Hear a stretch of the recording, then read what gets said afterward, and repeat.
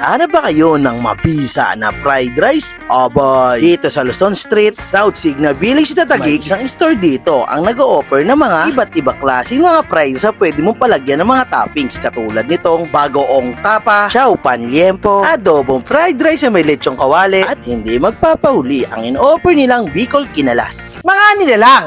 Tikman na natin to! At dito nga tayo sa may South Signal Taguig.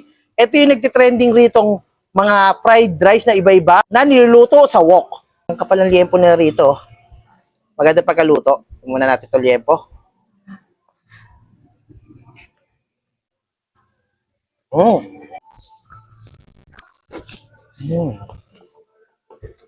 Kahit nagbago yung management, hindi pa rin nagbabago ang lasa nito. Napakasarap pa rin.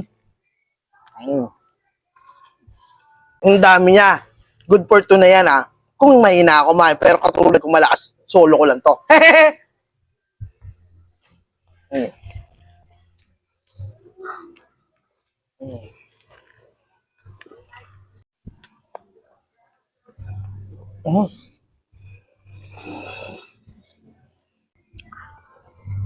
Pop?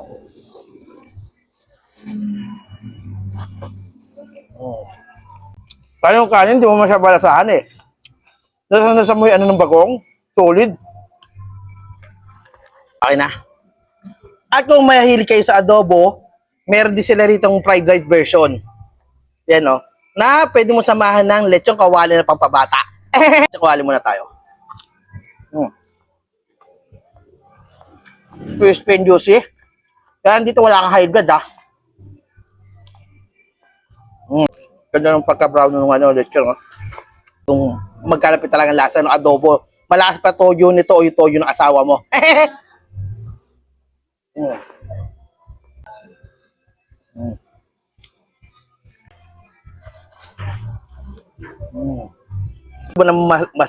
Mas better na lasa. Ito orderin mo, adobo rice. Panalo.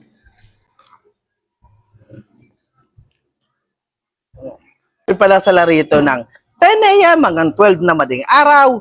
Martes hanggang Linggo. Kung gusto nyo magpa-deliver sa online, chat nyo lang po sa page sila. Nandyan lang po sa baba for more information.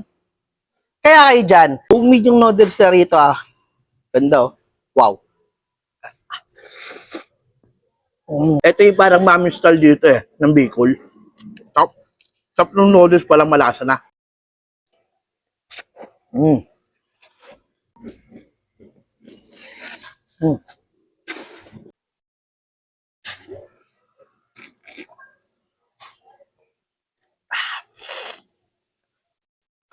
Sakto ngayon to pag tag-ulan ng panahon.